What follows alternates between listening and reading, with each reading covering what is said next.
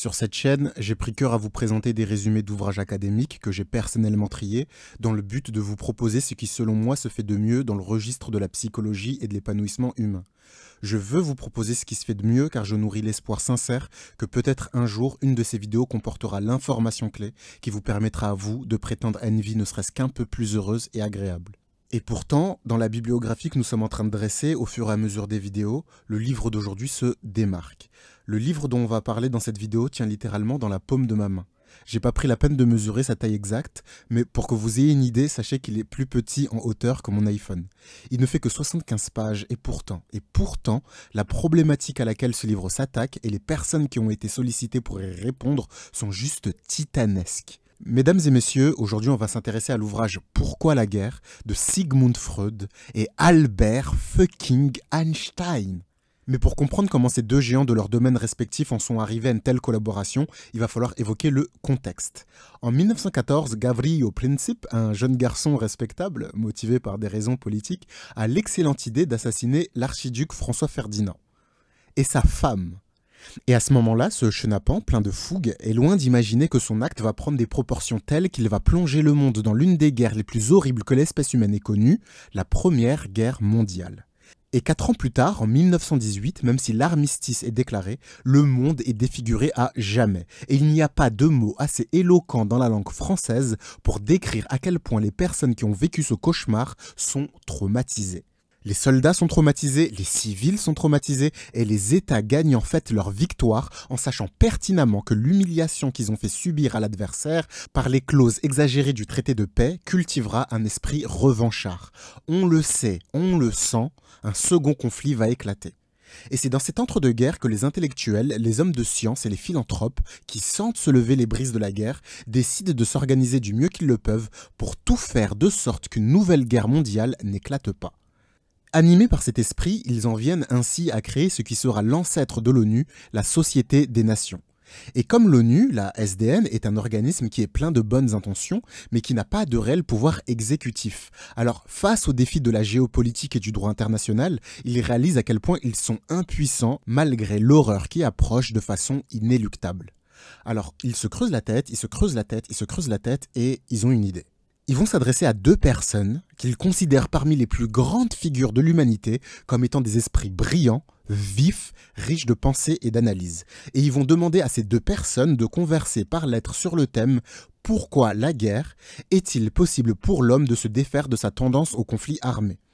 Et ils vont demander à ces deux personnes l'autorisation de publier cet échange épistolaire dans le but naïf et pourtant profondément sincère de peut-être toucher l'humanité dans l'espoir de littéralement la sauver de son autodestruction qui est selon eux imminente. Et ces deux personnes qui ont été choisies, c'est Freud et Einstein. Et c'est marrant parce que d'un côté on a un psychanalyste et de l'autre on a un physicien. Malgré tout le respect qu'on a pour eux, c'est pas vraiment des spécialistes en sciences politiques. Et pourtant la magie qui va prendre forme, elle est dans le fait qu'ils vont pas parler en tant que psychanalyste et physicien, mais tout simplement en tant qu'être humain, en tant que philanthrope, en tant que citoyen du monde foncièrement pacifique. Et c'est là où cet ouvrage il est absolument rare et précieux, parce que des traces d'eux où ils parlent juste avec leur cœur de quelque chose qui leur fait peur, qui les angoisse, et où l'humanité leur a mis sur les épaules le poids insoutenable de parler et dire quelque chose qui pourrait éventuellement éviter le pire bain de sang de l'histoire, ça court pas les rues. Et c'est d'autant plus particulier parce que, en faisant les études adaptées, on peut à un moment donné entendre parler de Freud ou d'Einstein, et on finit souvent par cultiver cette image d'eux idéalisée, presque divinisée, comme des intellectuels austères, sans jamais se dire que derrière leur figure publique se cachent peut-être tout simplement des hommes normaux, un peu timides, bien éduqués, pas très à l'aise en société, et qui avaient ce sentiment horrible d'être écrasés par des forces qui les dépassent. Alors ensemble, on va voir toute la chance qu'on a de pouvoir étudier ce bouquin, et on va voir ce qui s'est dit dans ces fameuses lettres. Alors, c'est Einstein qui a écrit la première lettre et elle commence de cette façon. « Cher Monsieur Freud, je suis heureux qu'en m'engageant à débattre dans un libre échange d'opinions avec une personne de mon choix, d'un problème librement choisi, la Société des Nations et son Institut international pour la coopération intellectuelle à Paris me donnent l'occasion unique de m'entretenir avec vous de cette question qui m'apparaît, en l'état actuel des choses, comme la plus importante de la civilisation. Y a-t-il un moyen de libérer les hommes de la fatalité de la guerre ?» Et juste là, Juste avec cette entrée en matière, il y a déjà tellement de choses à dire. Je veux dire, vous commencez à le savoir, j'ai un amour des mots, j'aime l'éloquence, j'aime les belles tournures de phrases, et j'admire la façon dont certains ont le talent d'user d'un style très sobre et qui pourtant dégage une aura et un poids qui est insoutenable. Et il poursuit en disant: l'idée que cette question est devenue en raison des progrès de la technique une question existentielle pour l'humanité civilisée s'est assez généralement imposée et malgré cela, les efforts ardents pour la résoudre ont jusqu'ici échoué dans des proportions effrayantes. Alors, quand je lis ces mots, je me plais à imaginer comment doit sentir l'homme le plus brillant au monde quand lui et ses petits potes physiciens ils ont réussi à créer une technologie capable d'éradiquer l'espèce humaine de la manière la plus violente possible, pile poil dans la période historique où il y a un certain groupe d'Allemands qui commence à faire courir l'idée dans toute l'Europe qu'il existe des races inférieures et supérieures, que l'Allemagne veut se venger et qu'elle a réalisé un bond technologique et économique lui permettant justement de prétendre à cette dite vengeance. Comment est-ce qu'on se sent dans un moment pareil, sincèrement? À quoi est-ce que vous pensez, monsieur Einstein? Est-ce que c'est de la mélancolie que je vois dans votre regard? Et il va répondre à ces questions dans la citation suivante où il nous dit: pour ce qui me concerne, l'orientation habituelle de ma pensée ne me donne aucune connaissance des profondeurs du vouloir et du sentir humain. De sorte que dans l'échange d'opinions entrepris ici, je ne puis guère faire plus que de tenter d'élaborer une formulation de la question et, anticipant les tentatives de solution plutôt extérieures, de vous donner l'occasion d'éclairer la question du point de vue de votre connaissance approfondie de la vie pulsionnelle de l'homme. Et ce passage, il est hyper important parce que ce qu'Einstein nous dit là, c'est qu'il nourrit l'espoir que Freud, ses disciples et leur psychanalyse et peut-être dans ce bagage de connaissances qu'ils ont développé, un outil qui puisse être utilisé comme un levier pouvant agir favorablement sur l'humanité. Il demandera littéralement dans le cadre de leurs échanges s'il y a une possibilité de diriger le développement psychique des hommes de sorte qu'ils deviennent plus résistants face aux psychoses de haine et de destruction. Et c'est drôle parce que de façon très innocente, Einstein, sans s'en rendre compte, le raisonnement qu'il vient d'avoir, c'est-à-dire s'intéresser à la façon dont se développe la psyché de l'être humain dans le but de résoudre et même prévenir des événements malheureux dus à nos tendances comportementales, c'est un raisonnement con et que vont continuer à avoir les psychologues au point où ça va devenir une des branches principales de la psychologie qu'on connaît et qu'on enseigne aujourd'hui, qui s'intitule la psychologie du développement. Mais vous allez voir, en termes de fulgurance intellectuelle, il est loin, mais alors vraiment loin d'avoir sorti l'artillerie lourde. Il enchaîne en disant, accrochez-vous bien, comme je suis moi-même un homme libre de tout affect de nature nationale, et là je suis désolé, je vais devoir faire une pause, parce que je trouve cette phrase incroyable, le mec il dit cache concrètement que les « Tahia l'Allemagne, Tahia l'Autriche-Hongrie », frère, à un moment donné on souffle, il faut grandir, mais bon, reprenons. Comme je suis moi-même un homme libre de tout affect de nature nationale, l'aspect extérieur, plus exactement organisationnel du problème, me paraît simple. Les États créent une autorité législative et judiciaire pour régler tous les conflits surgissant entre eux. Ils s'engagent à se soumettre aux lois établies par l'autorité législative, à en appeler à la juridiction dans tous les cas litigieux, à se plier sans condition à ses décisions, ainsi qu'à exécuter toutes les mesures que la juridiction estime nécessaires à l'accomplissement de ces dites décisions. Ici déjà, je me heurte à une première difficulté. Une juridiction est une organisation humaine qui pourrait bien avoir autant plus tendance à rendre ses décisions accessibles aux influences extra-juridiques qu'elle dispose de moins de pouvoir pour imposer ses décisions. Et attention, je suis pas juriste, mais si j'ai bien compris, corrigez-moi si je me trompe, mais ce qu'il dit là, c'est que voter des lois, des amendements, des décrets, ratifier des traités, c'est bien, c'est génial, c'est cool, mais avoir le pouvoir de les mettre en application, c'est autre chose. Et si on n'a pas le pouvoir de les mettre en application, alors toutes ces institutions-là qui coûtent des millions, si ce n'est des milliards aux contribuables du monde entier, elles servent à quoi ? Tous ces parlementaires internationaux, tous ces diplomates, ces collaborateurs de diplomates, tous ces pseudo-prix Nobel de la paix qu'on attrape quelques années plus tard la main dans le sac à commettre des crimes contre l'humanité, ils servent à quoi exactement? Triste constat, mais concrètement, ils servent à rien du tout. Et comme il dit l'abbé Pierre très ironiquement, nous, on est pour la paix. Non mais sans blague. Non mais...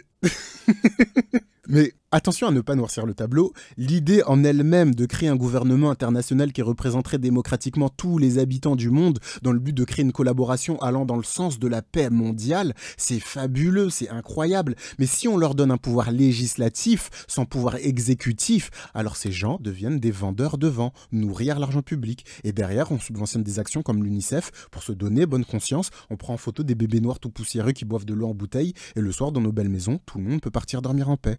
Et Einstein, il vient achever son propos en disant « Ainsi s'impose à moi cette première constatation, la voie qui mène à la sécurité internationale passe par le renoncement inconditionnel des États à une partie de leur liberté d'action, plus exactement de leur souveraineté.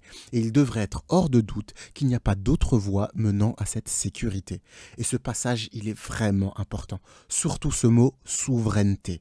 C'est-à-dire qu'aujourd'hui, en France, je ne sais pas si vous le savez, mais pour mettre un produit sur le marché, par exemple, il doit respecter certaines normes dictées par l'Europe. C'est ça qui signifie ce petit logo. Ça veut dire que le produit que tu achètes respecte toutes les exigences de qualité et de sécurité européennes.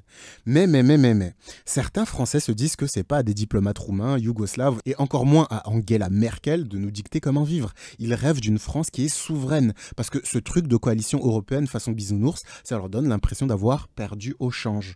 Et pourtant, ce qu'Einstein dit là, c'est que pour la paix, pour un monde où la guerre ne serait plus qu'un vestige du passé, il faut que les nations soient prêtes à renoncer à une partie de leur souveraineté, dans le but qu'une autorité démocratique internationale puisse enfin dire, par exemple, l'excision, la section chirurgicale du clitoris féminin, c'est mal. Et toi, le pays qui pratique ça, tu vas arrêter tout de suite ce que tu es en train de faire, sinon nous, on va employer des moyens concrets pour t'y contraindre. Et en plus de penser que c'est une solution, ce qu'il dit là, c'est que c'est la seule solution. Ah, et petite parenthèse, on pourrait se dire, oui, mais si on accepte ça, ça sera la porte ouverte pour l'Occident d'aller dans certains pays et véhiculer de force leurs valeurs ethnocentrées. Et en soi, oui, mais pas que. Il faut savoir que, par exemple, la France, sur certains domaines, aux yeux de l'autorité européenne, c'est le plus gros des cancres. Tu vas au Conseil de l'Europe basé à Strasbourg et que tu leur demandes, excusez-moi, la France, en termes de droits de l'homme, ça vaut quoi? Et ils vont t'attraper dans une salle, ils vont te tabasser parce que eux, le drapeau bleu, blanc, rouge, ils peuvent plus le voir. Eux, les histoires de voile, de burkini, de manifestants à qui on crève les yeux, ils en peuvent plus, ils hallucinent, ils se disent, mais c'est quoi ce pays de cassos? Je vous en supplie, demandez un Frexit, qu'on puisse enfin se barrer d'ici. Non mais moi je baragouine, hein, comme d'hab, me croyez pas sur parole, mais allez les voir et demandez-leur, eux ils en pensent quoi de la souveraineté des nations, vous allez voir, la réponse elle risque d'être assez drôle. Plus loin dans sa lettre, il dit que si les choses ne changent pas, c'est parce qu'il y a une certaine caste de la population qui a tout intérêt à ce que ça ne change pas. Mais il se dit, cette simple constatation ne constitue qu'un premier pas dans la reconnaissance des rapports existants. Il se pose aussitôt la question suivante, comment est-il possible que la minorité précédemment citée puisse mettre au service de ses désirs la masse du peuple, à qui la guerre ne peut apporter que souffrance et perte?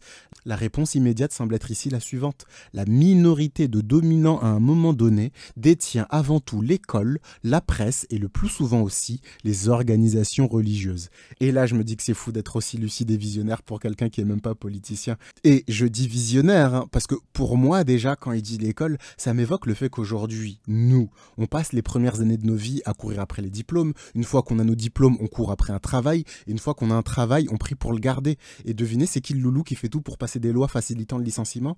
Et oui, dans un monde où tu es concentré sur le fait de garder ton travail, est-ce que tu as le temps d'aller regarder ce qui se raconte en ce moment à l'Assemblée nationale? Est-ce que tu as le temps d'aller vérifier si le député de ta circonscription, il a pris la peine de venir à l'hémicycle cette semaine? Est-ce que déjà tu connais le nom du député de ta circonscription? Je pense pas. Les seuls qui ont vraiment le temps de s'intéresser à tout ça, c'est les retraités. Et c'est comme ça que tu te retrouves avec des élections gagnées par des octogénaires. C'est fou, hein. Et moi, vous pouvez me traiter de complotiste, hein. Mais dans la foulée, il va falloir traiter Albert Einstein d'abruti. Et pour ça, bonne chance, je vous regarde. Et c'est ainsi, en tout cas, qu'il termine sa lettre en disant... Pour conclure, encore une chose, je n'ai parlé jusqu'ici que de la guerre entre États, c'est-à-dire de ce qu'on appelle des conflits internationaux. J'ai conscience que l'agressivité humaine est également à l'œuvre sous d'autres formes et dans d'autres conditions. Par exemple, la guerre civile, motivée autrefois par des raisons religieuses, aujourd'hui sociales, la persécution des minorités nationales. J'ai consciemment mis en exergue la forme de conflit entre communautés la plus représentative et la plus funeste, parce que la plus débridée, car c'est peut-être avec elle que l'on peut démontrer le mieux comment des conflits guerriers pourraient être évités. Je sais que dans vos écrits, vous avez répondu tantôt directement, tantôt indirectement à toutes les questions en rapport avec le problème pressant qui nous intéresse, mais il sera d'un grand profit que vous présentiez le problème de la pacification du monde spécialement à la lumière de vos nouvelles connaissances, car c'est à partir d'une telle présentation que peuvent s'engager de fructueux efforts. Les plus amicales salutations de votre Albert Einstein. Et encore une fois, on voit qu'il met vraiment l'accent sur l'espoir qu'il fonde sur le fait que les connaissances de Freud et ses recherches sur l'esprit et le comportement humain puissent aboutir à quelque chose qui puisse venir sauver l'humanité. Et à ce niveau-là du livre, j'imagine que ça doit être délicat pour Freud de répondre à de telles attentes dans la mesure où la psychanalyse s'est développée énormément autour du travail avec un seul individu. Et c'est que plus tard, avec le développement de la psychologie sociale, qu'on aura de véritables études statistiques sur le comportement des grands groupes humains. Mais une fois encore, on peut dire qu'Einstein n'a pas manqué de flair. Et c'est ainsi que Sigmund Freud, assis à Vienne devant son bureau en acajou, prend la plume et répond ceci. « Cher monsieur Einstein, lorsque j'ai appris que vous aviez l'intention de m'inviter à échanger nos vues sur un sujet auquel vous accordez de l'intérêt et qui vous semble également digne de l'intérêt d'autrui, je fus tout disposé à accepter. Je m'attendais à ce que vous choisissiez un problème à la frontière de ce qu'il est aujourd'hui possible de connaître, auquel chacun de nous, le physicien comme le psychologue, pourrait se frayer son propre accès, de telle sorte que, par tant de points de vue différents, ils se rencontreraient sur le même terrain. Vous m'avez alors surpris par votre question, demandant ce que l'on pourrait faire pour écarter des hommes la fatalité de la guerre. Je m'effrayais d'abord sous l'impression de j'ai failli dire, notre incompétence. Cela me semblait être une tâche pratique qui incombe aux hommes d'État, mais je compris alors que vous n'aviez pas soulevé cette question en votre qualité d'homme de science et physicien, mais en philanthrope ayant suivi les suggestions de la Société des Nations, de la même façon que l'explorateur polaire Fridtjof Nansen avait pris sur lui de porter secours aux affamés et aux victimes apatrides de la guerre mondiale. Et là, on a Freud qui annonce qu'il est prêt à prendre la parole sans faire du Freud. Et je vous le répète, pour quelqu'un qui s'intéresse depuis longtemps à ses écrits, c'est rare, c'est vraiment rare. Et il dit « Mais sur ce point aussi, vous avez dit l'essentiel dans votre courrier. Vous m'avez pour ainsi dire ôté le vent de mes voiles. Mais je navigue volontiers dans votre sillage et me contente de confirmer tout ce que vous exposez en le développant plus largement selon ce que je sais ou présume le mieux. Vous commencez par le rapport entre droit et puissance. C'est certainement le bon point de départ de notre investigation. Puis-je remplacer le mot de puissance par le terme plus cru, plus dur de violence. Droit et violence sont pour nous aujourd'hui des contraires. Il est aisé de montrer que l'un s'est développé à partir de l'autre et que si nous remontons à la toute première origine et examinons comment cela s'est passé au départ, alors la solution du problème nous vient sans peine. Veuillez cependant m'excuser si, dans ce qui suit, j'expose des choses généralement connues et reconnues comme si c'était des nouveautés, mais le contexte m'y oblige. C'est quoi au fond un État? En sciences politiques, on a une définition qui fait à peu près autorité, c'est celle de Max Weber. Une communauté humaine qui, à l'intérieur d'un territoire donné, parvient à imposer le monopole de la violence légitime. L'idée derrière, c'est que l'État vient mettre fin à la guerre de chacun contre tous. L'État vient mettre fin à une situation où l'homme est un loup pour l'homme. En dehors de l'État, nous sommes soumis les uns et les autres à la violence arbitraire des uns et des autres. L'État permet de sortir de cette situation en monopolisant à son profit la seule violence qui sera perçue comme légitime et qu'il peut utiliser pour maintenir l'ordre. Je tenais à mettre cette citation parce que c'est marrant, c'est vraiment passionnant parce que ce raisonnement autour du droit et de la violence, il est très juste, il est criant de vérité, mais il repose sur l'axiome que de façon intrinsèque, dans sa nature profonde, l'homme est un loup pour l'homme. Mais est-ce que c'est vrai ça? Est-ce que quelqu'un l'a démontré? Là, c'est pas une question d'ouverture, c'est une vraie question que je me pose. Est-ce que c'est crédible cette légende comme quoi, même dans un monde le plus primitif dénué de toute violence, Caïn finira toujours par tuer Abel? Est-ce que dans le règne animal, on n'a pas déjà observé, dans certains écosystèmes où les ressources sont abondantes, une absence des comportements violents? Franchement, je sais pas s'il y a quelqu'un qui a une piste de réponse. On fait comme d'hab, on se donne rendez-vous dans les commentaires. Freud enchaîne donc son raisonnement en disant « Tel est donc l'état originel, le règne de la puissance la plus grande, de la violence brute ou soutenue par l'intellect. Nous savons que ce régime a été modifié au cours de l'évolution. Une voie a mené de la violence au droit, mais laquelle? Une seule et unique à mon avis. Elle passa par le fait que la plus grande force de l'un put être contrebalancée par la réunion de plusieurs êtres faibles. L'union fait la force. La violence est brisée par l'union. La puissance de ces coalisés représentait désormais le droit par opposition à la violence de l'individu. Et ce passage, il est très beau et il devait être assez pertinent à son époque. Mais je me demande s'il fonctionne toujours aujourd'hui. Je veux dire, est-ce que les moyens de répression étatique, ils sont pas devenus tellement élaborés, tellement développés et complexes que même en s'unissant, ça change plus rien au résultat final? Est-ce que la CGT change quelque chose? Est-ce que le PCF change quelque chose? J'ai pas vraiment l'impression personnellement, mais bon, c'est facile de critiquer assis sur son canapé. Eux, au moins, ils essaient. Mais je sais même pas si ces gens-là, ils manipulent des personnes non éduquées pour obtenir un intérêt personnel, comme des sièges au Parlement et dans les collectivités, ou si c'est juste des gens complètement délusionnels. Non mais sérieusement, qui a déjà voté pour un maire et qui s'est dit « Waouh, ma ville, elle a radicalement changé, je suis super content d'avoir voté ». Moi, par le passé, pour le coup, j'ai eu l'opportunité d'être invité à des événements de gauche et des événements de droite. Et je peux vous dire que mon constat personnel, qui n'est pas une vérité absolue, c'est que c'est tous les mêmes, ces gens-là. À part s'empiffrer d'amuse-bouche, siffler des flûtes de champagne et répéter leurs slogans comme des ânes, il faut rien d'autre. Mais pour faire l'avocat du diable, si ça se trouve, ça arrange bien la caste au pouvoir, que je sois convaincu que l'union ne change rien. Donc peut-être qu'au final, l'union change quelque chose, mais pas les unions qu'on nous sert aujourd'hui. Peut-être que pour devenir un véritable groupe homogène, capable de répondre à la violence étatique, il faudrait qu'une sorte de nouveau leader apparaisse et qu'il soit à l'initiative d'un nouveau mouvement. Et si ce nouveau leader, il pouvait ne pas mettre des combos Tekken à sa femme tous les mardis matins, ben ça serait super cool, je pense. Bref, Freud enchaîne en disant « Mais pour que s'accomplisse ce passage de la violence au nouveau droit, une condition psychologique doit être remplie. Il faut que l'union des coalisés soit stable et durable. Si elle s'établissait avec pour seul objectif de combattre celui qui est surpuissant et se désintégrer après l'avoir neutralisé, alors cela n'aboutirait à rien. Le prochain à se tenir pour le plus fort aspirerait de nouveau à régner par la violence et le jeu se répéterait indéfiniment. » Donc là, il n'y a pas 36 000 trucs à commenter. Ça vient étayer son propos précédent, mais ça reste intéressant d'entendre que selon Freud, être dans un éternel esprit d'opposition, ça servirait qu'à relancer le cycle de la domination. Selon lui, pour qu'un réel changement s'opère, il faut que le groupe soit lié par quelque chose de beaucoup plus noble que toutes ces histoires de politique gauche-droite ou je sais pas quoi. Il appuie encore une fois son propos avec la citation qui suit. « Un regard dans l'histoire de l'humanité nous montre cependant une suite ininterrompue de conflits entre une communauté et une ou plusieurs autres, entre des unités plus grandes et plus petites, territoires urbains, contrées, tribus, peuples, empires, qui sont presque toujours tranchés par l'épreuve de force de la guerre. De telles guerres se terminent soit par la spoliation ou la soumission totale et la conquête de l'une des parties.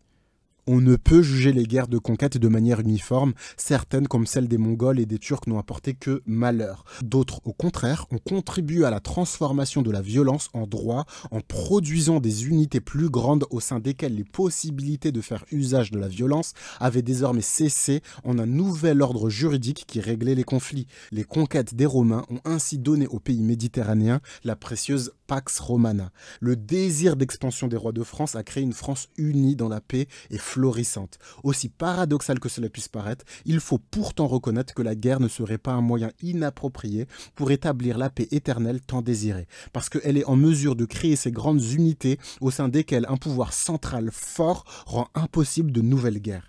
Et je trouve ce passage vraiment drôle tant il représente parfaitement le Freud qu'on connaît dans sa tendance à lier une capacité d'analyse hors du commun et une tendance à absolument péter un câble et raconter des dingueries qui lui vaudraient d'être enfermé au fin fond du sous-sol de Guantanamo. Non mais là si je grossis le trait, il dit simplement « Eh Reniger, est-ce qu'au fond, il a pas raison ?» Non mais en vrai, vous me dites comment libérer l'homme de la guerre? Ben s'il y a plus d'ennemis, il y a plus de guerre. Et voilà. Non mais plus sérieusement, ça reste intéressant de voir à quel point dans cette méthode de pensée, la guerre et la paix ne sont plus que deux faces d'une même pièce. On va voir si dans la suite de son raisonnement, on peut trouver des pistes pour mieux comprendre cette idée.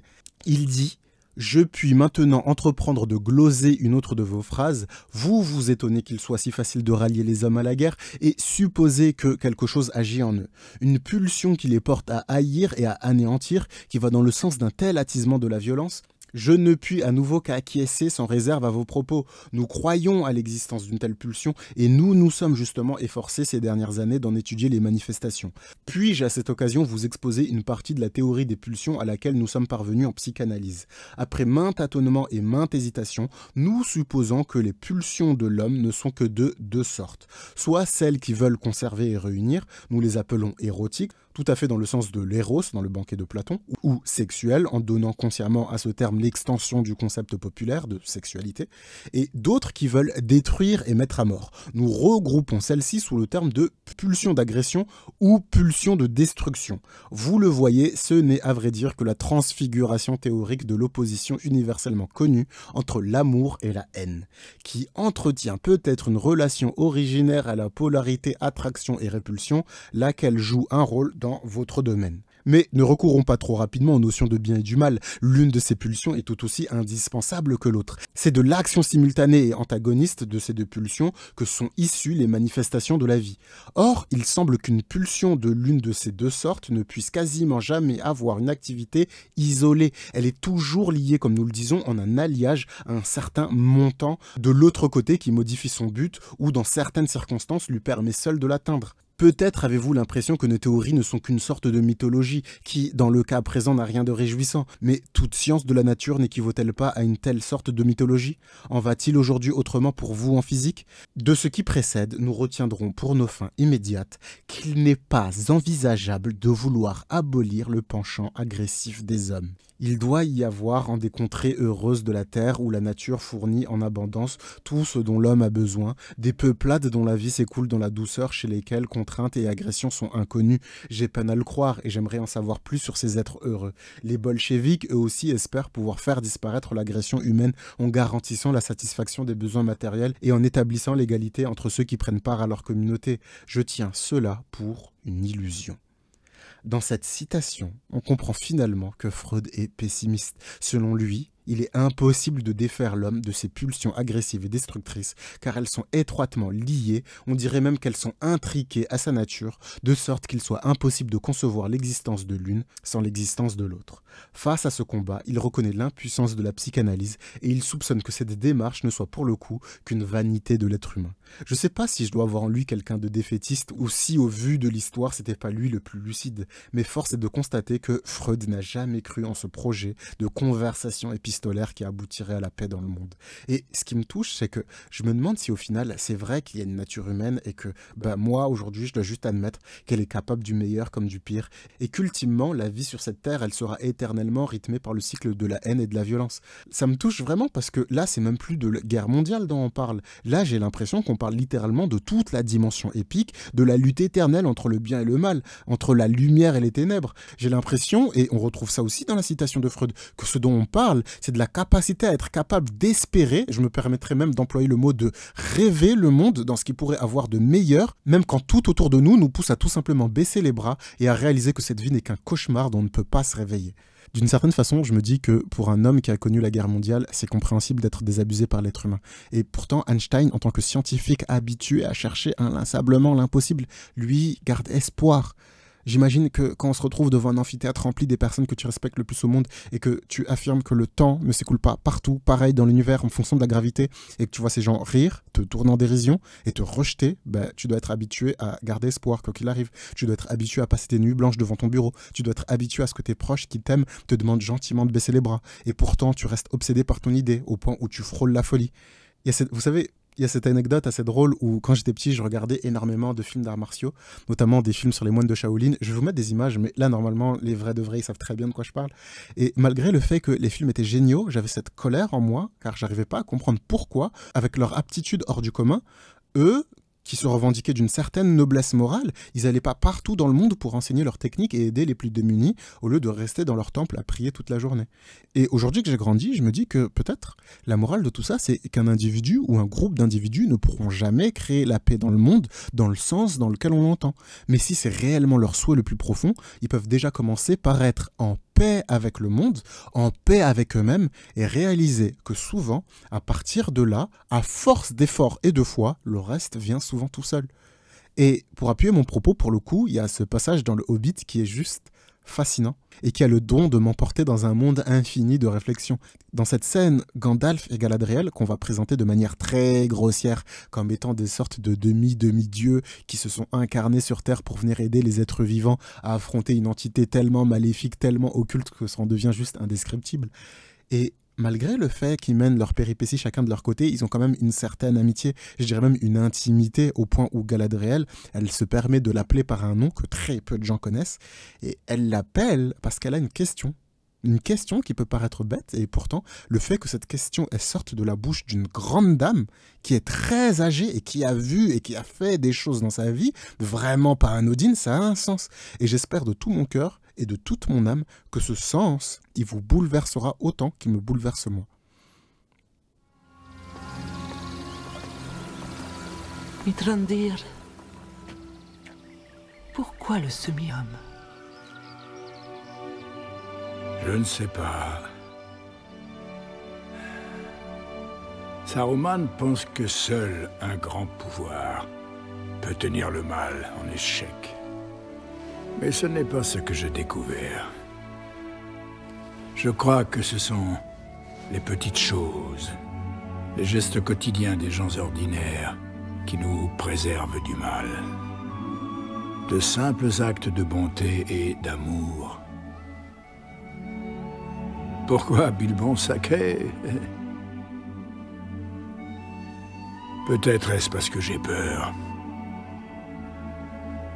Et qu'il me donne du courage.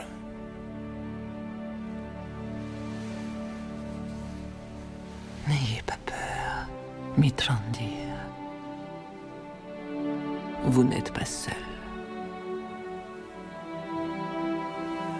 Hellboy.